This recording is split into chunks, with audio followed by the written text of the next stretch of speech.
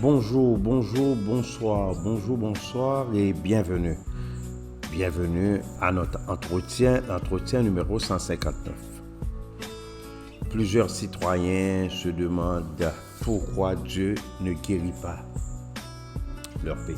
Pourquoi Dieu ne guérit pas leur pays? Pourquoi leur pays est-il si misérable? Pourquoi tant de pauvreté, tant de désolation?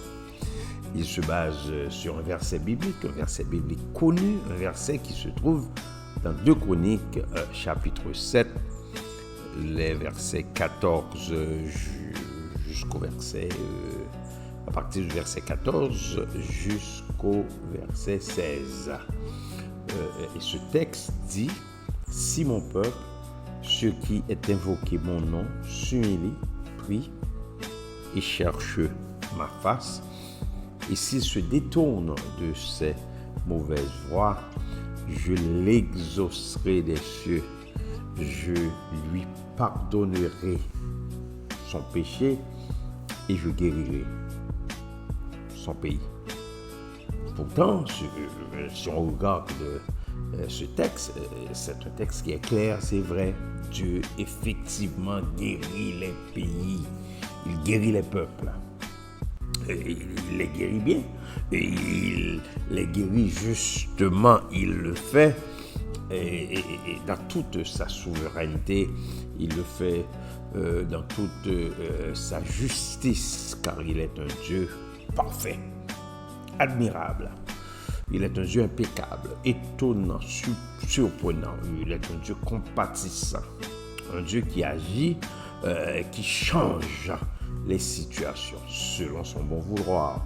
Il guérit le pays d'un peuple. Il le fait, mais il pose des prérequis. Le texte ne dit pas seulement que Dieu guérit, mais il pose des conditions. Le texte ne dit pas seulement que Dieu guérit, mais il y a des formalités que le peuple, il guérit, il doit respecter. Et d'abord, il est question de mon peuple. Il ne parle pas de n'importe quel peuple, mais il dit si mon peuple. Quels sont les critères pour être le peuple de Dieu? Quels sont les critères pour être le peuple de Dieu? Il y a un critère qui se cristallise à travers la reconnaissance des attributs de Dieu. Pour être le peuple de Dieu, il doit y avoir une relation avec Dieu. Et le peuple de Dieu reconnaît et a un profond désir de pratiquer les attributs de Dieu, comme la bonté, l'amour, ce que Dieu est. Et j'en passe. Et ce peuple-là doit savoir que Dieu est l'être suprême. Il est unique, il est transcendant, il est universel, créateur de toutes choses, doté d'une perfection absolue. Et il doit savoir que Dieu constitue le principe même, le principe de salut pour l'humanité. Et Dieu se révèle dans le déroulement de l'histoire. Si mon peuple, sur qui est invoqué mon nom, le nom de Dieu doit être aussi invoqué sur ce peuple-là. C'est sûr qu'il y a des pays qui fonctionnent bien, qui n'ont pas de chrétiens comme dirigeants. Mais comme je l'ai toujours dit, les attributs de Dieu sont respectés. Ces attributs sont pratiqués, comme la joie pour le peuple, la paix pour le peuple, la bonté, l'amour, j'en passe. Et on essaye de donner ces choses-là au peuple. Et il y en a d'autres pays qui ne sont pas malades aussi, qui sont malades comme d'autres, qui n'ont pas besoin d'être guéris dans le sens d'un mieux-être pour le peuple. Je ne parle pas bien sûr de ces pays-là, ça a rapport avec la souveraineté de Dieu. Mais ce peuple qui a besoin d'être guéri doit d'abord être le peuple de Dieu. Il doit s'humilier devant Dieu. Il ne suffit pas d'être le peuple de Dieu, mais ce peuple doit s'humilier devant lui.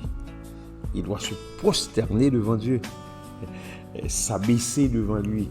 Ce peuple-là, qui a besoin de la guérison de Dieu, doit aussi prier. Il doit prier. Ce peuple qui a besoin d'être guéri doit se détourner de ses mauvaises voies. Et si ce peuple se détourne de ses mauvaises voies, il ne doit pas continuer à pratiquer et demeurer. C'est important. Hein? On peut pratiquer le mal, on peut faire le mal, et puis on arrête. Il ne faut pas pratiquer et demeurer dans le mal. Il ne doit pas continuer et demeurer dans le kidnapping. Il ne doit pas continuer à faire de la corruption, continuer et demeurer dans la corruption. Il ne doit pas continuer à adorer les idoles. Il ne doit pas continuer et demeurer dans la pratique de la magie, de la fornication, de l'impureté, la débauche, la haine, la discorde, les orgies. Si ce peuple-là arrête de faire le mal, si ce peuple-là se détourne de ses mauvaises voies, s'il invoque le nom de l'Éternel, il s'humilie et prie, je vous donne la garantie que Dieu va l'exaucer les cieux et il va guérir son pays. Car tout doit se passer à travers la tête, les dirigeants de ce peuple. Tout doit se passer de façon collective. Remarquez bien, individuellement, Dieu guérit les gens. Il guérit aussi des groupes. Il y a les gens qui invoquent son nom, qui s'humilient, qui prient, qui sont dans des pays difficiles.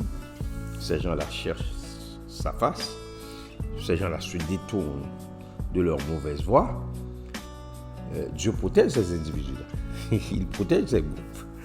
Et si globalement et au niveau des dirigeants, si le mal, si c'est le mal qui prime, si c'est la pratique de la corruption, la pratique du vol, la pratique de l'abus, les kidnappings, le comble de l'humiliation,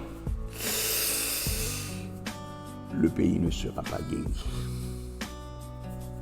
Si mon peuple, sur qui est invoqué mon nom, s'humilie, prie et cherche sa face, ou du moins cherche la face de Dieu, cherche ma face, et s'il se détourne de ses mauvaises voies, je l'exaucerai des cieux, je lui pardonnerai son péché et je guérirai son pays. Clébert Jean-Charles vous a parlé. Au revoir et à bientôt.